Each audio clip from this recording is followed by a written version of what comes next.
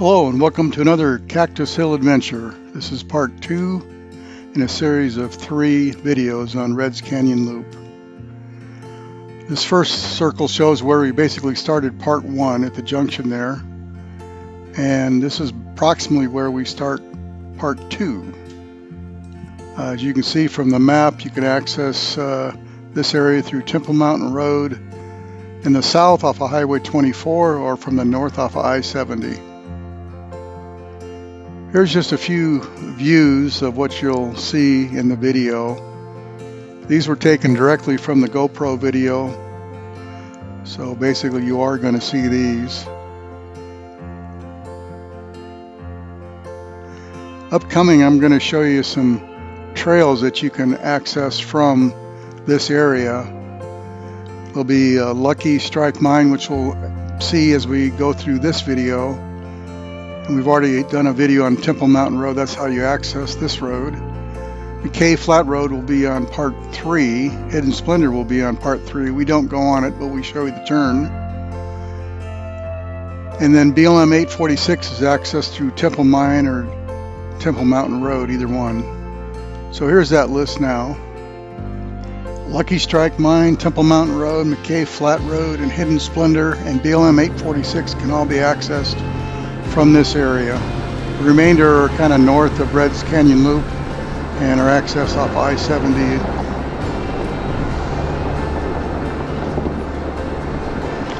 Okay, here we go on our part 2, Reds Canyon Loop.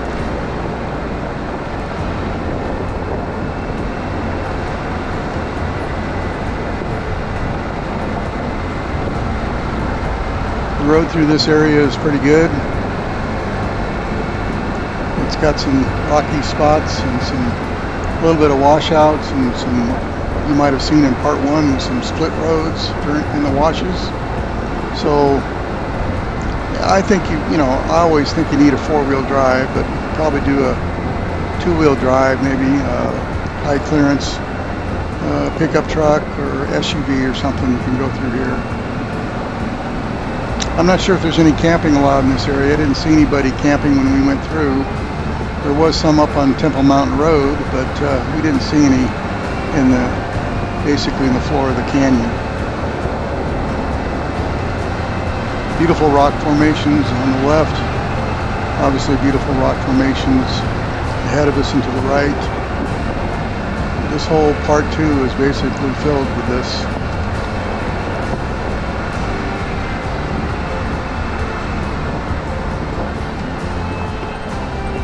As I mentioned in my other videos, I have to speed up parts of this video to make it all fit in a reasonable amount of time. I had 4 hours of a video to put into a reasonable amount of watch time.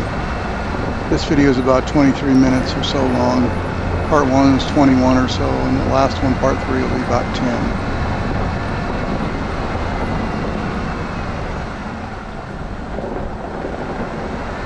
Here we're entering to a wash. Most of this trail is in washes, and basically this canyon is basically a wash in itself, so always be aware of the weather, what's going on. Monsoon season, south central Utah is late summer, July, August, parts of September. We always travel this area in late September and October. Coming up on the right will be the trail to Lucky Strike Mine. It's about a mile back to the abandoned mine and the buildings. We didn't go there this time, but it's worth a trip. For sure, next time we're in this area, we'll be there. There's the Lucky Strike Mine. That photo is courtesy of trailsoffroad.com.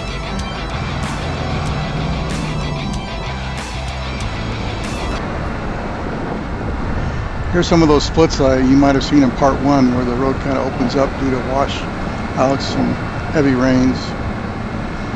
No real obstacle, just have to make sure you kind of split them or basically straddle them.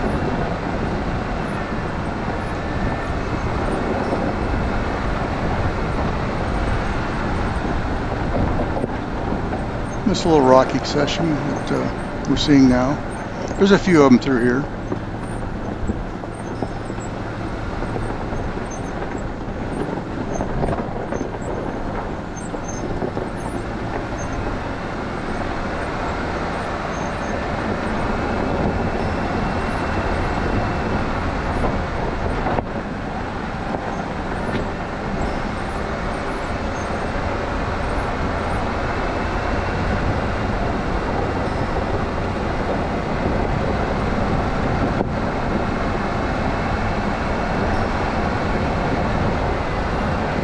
We're heading basically south right now.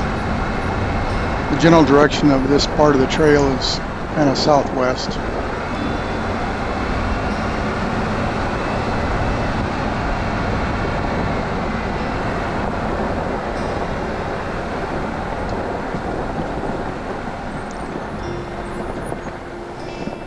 Here's a little rougher section of the road. That's one of the probably the roughest sections, which really isn't bad at all. Then you'll see some of this sand. It's south central Utah sand. It's not really sand. It's more like powder, almost like flour. It's not granular like a beach sand. And if you get in there and deep, it's hard to get out of. We didn't experience any of that here. We had an issue one time when we went out to Cathedral Valley at Capitol Reef National Park. We had to pull a Toyota out of the deep sand. It hadn't rained all summer, and it just keeps accumulating and makes it deeper and deeper as vehicles travel and the dust blows up in the air and then settles back on the trail. So just be aware of that when you travel this area. It's not like sand you're used to.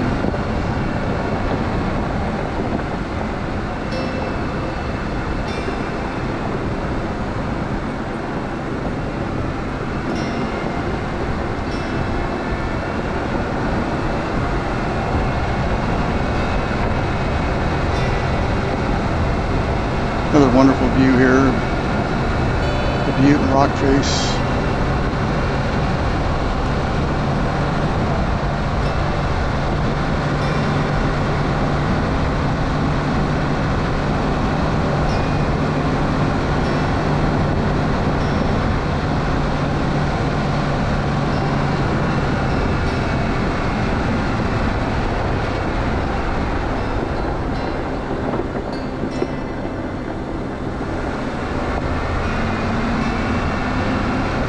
As you can see, not only do we travel in washes, we cross a few.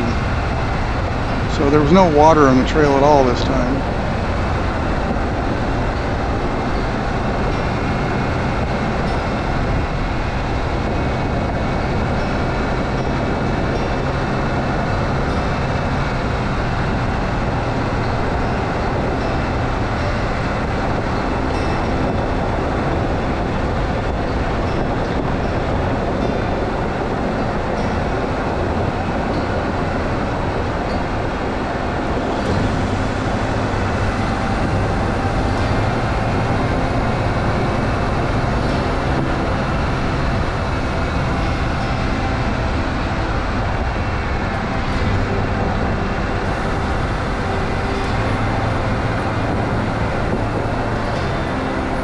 Look what the wind and the rain, obviously flooding has done, eroded that sidewall there.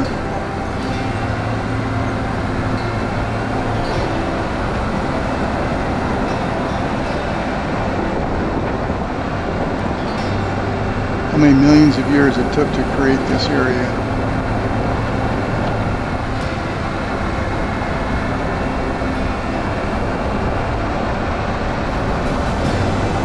And we get the privilege of driving through it.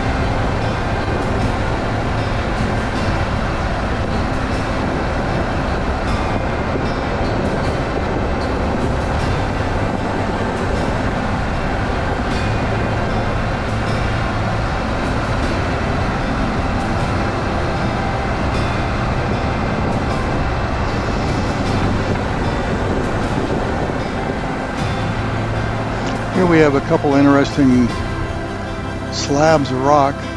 Look what the erosion has done to make it a unique set of designs inside that slab.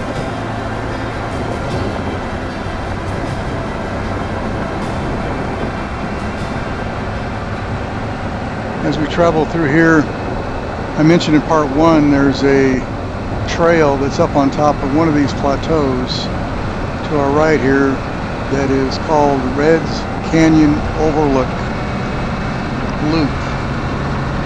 So basically you can access it from the north side of the canyon from I-70 is one way. Basically, at Eagle Trail on I-70, instead of going north, you go south, and you go down Copper Globe Mine.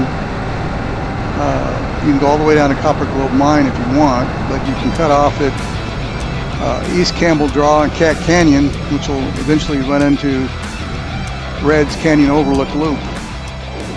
They're both moderate trails. Jeep, any four-wheel drive that's capable could probably do it easily. I haven't been on any of those, so I can't recommend for sure, but they are rated in Trails Off-Road as moderate. Here's some more of that South Central Utah sand.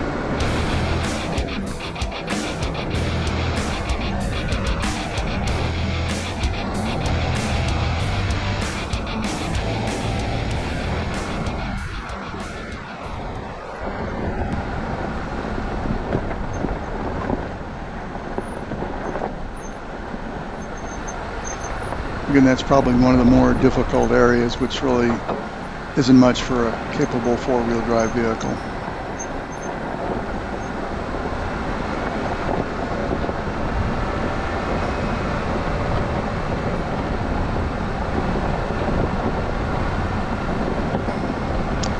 Yeah, we tend to take a little more slowly through the trails than most, maybe. I'm a pretty conservative driver when it comes to off-road. We have a pretty capable Jeep, front and rear lockers, lifted about 3 inches on 33-inch tires. We don't do any rock crawling or anything like that. This is basically our cup of tea right here.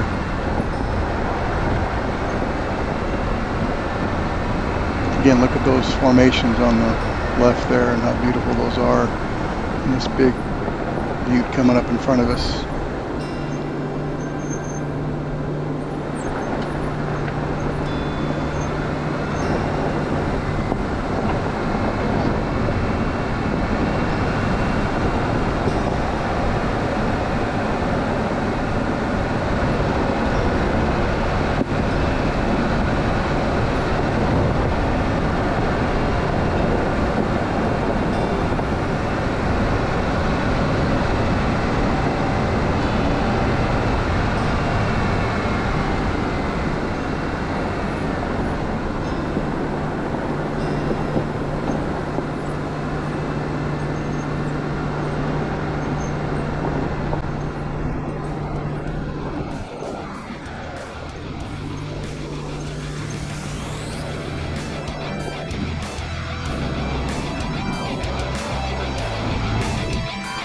One, two, if you're wondering why I'm counting, there's washouts on the left side of the road. There's 3, 4, they're pretty prevalent along this side. 5, 6,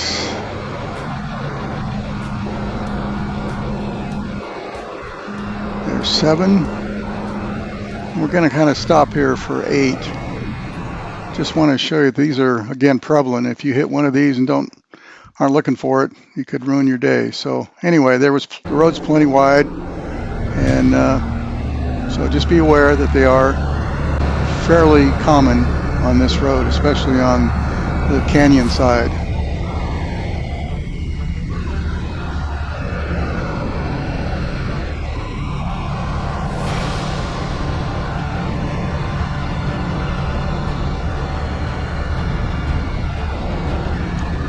There on the right looked like there was those look like Bentonite hills, or what's left of Bentonite hills. Got little caps on top of them. Maybe a geologist could tell us if that's what they were and a flood or whatever washed them out and left this remnant of the cap.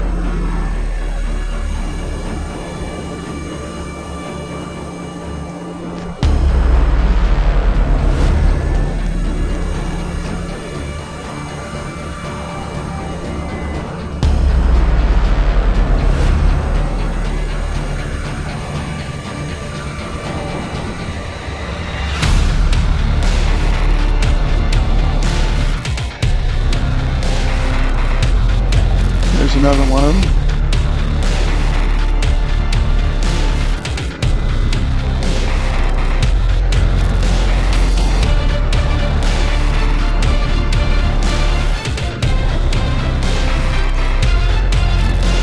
There's another couple of them there. That's right at 10 and 11 so far.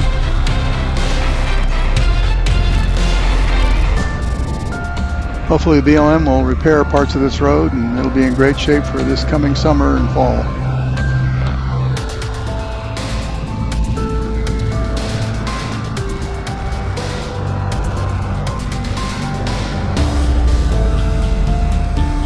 There's some more of those domes we saw earlier.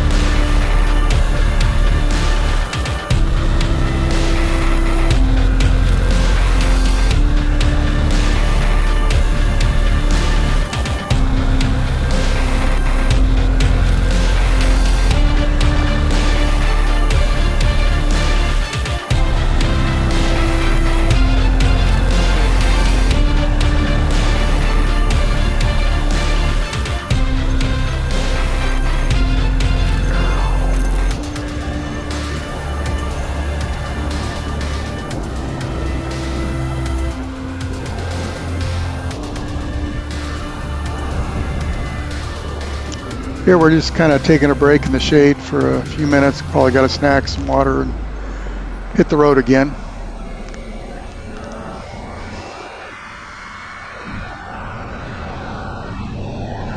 Here we're going to be coming up on a shelf road.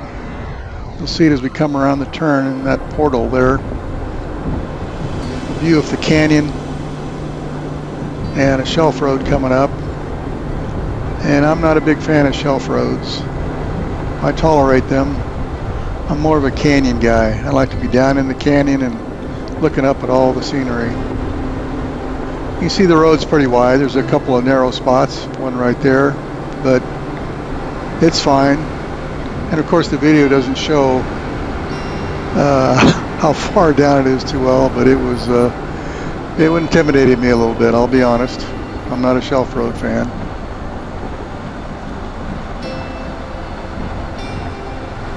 And I don't think I'm the only one that is intimidated by some shelf roads.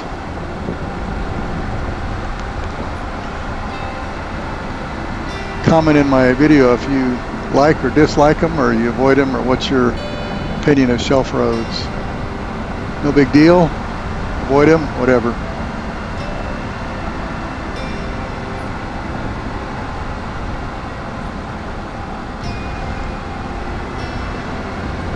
Coming up real soon, we're going to be, the road's kind of split, one to the left, one to the right. The one to the right's going to go to Hondu Arch and Tomschitz Butte. And I don't know if I'm pronouncing that correctly, but I'll call it Tomschitz Butte.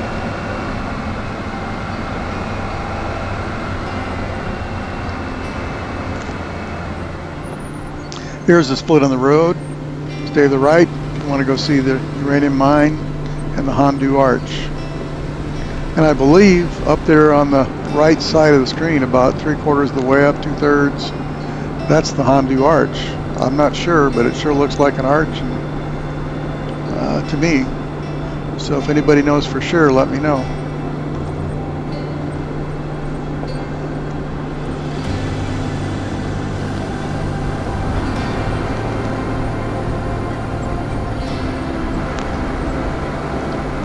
Up on the left here, we're going to come to a couple of BLM signs.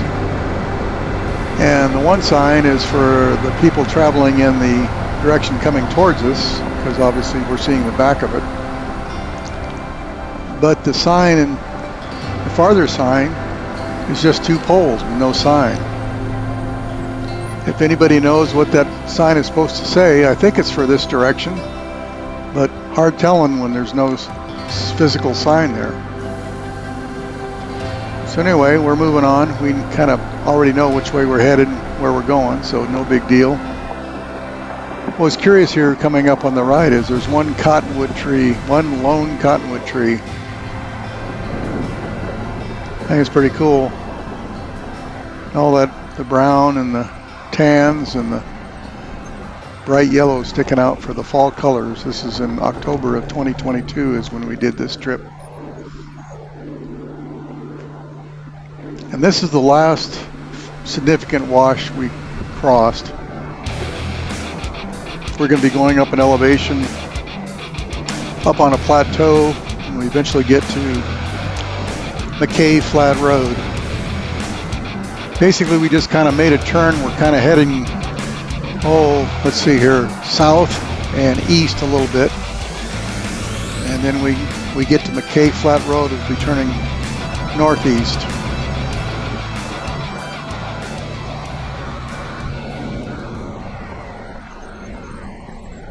Here's a sign for BLM, Reds Canyon, and Muddy Creek wilderness areas. I'll have a map at the end of this video that shows all the wilderness areas that the BLM is responsible for in this area. It's pretty interesting to look at how much land they actually manage in this area.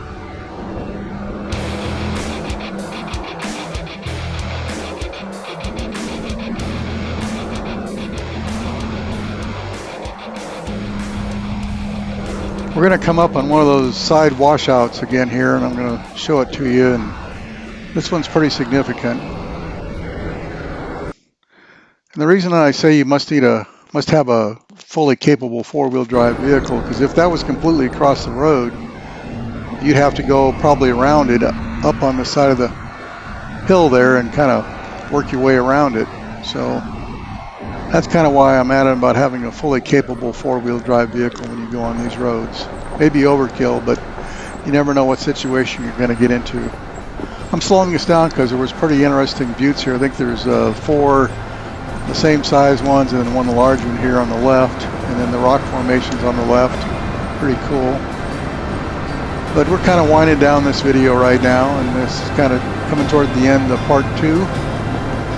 And I hope you enjoyed this part 2 and hope to have you view part 3. And as I always tell you, remember, you won't know if you don't go. Thanks for watching. Take care and be safe out there.